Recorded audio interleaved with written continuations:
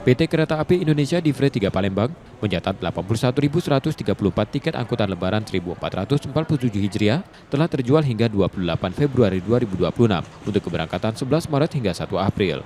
Sejumlah relasi seperti KA Bukit Srelo dan KA Raja Basa mencatat okupansi di atas 100%, sementara KA Sindang Marga masih tersedia kursi.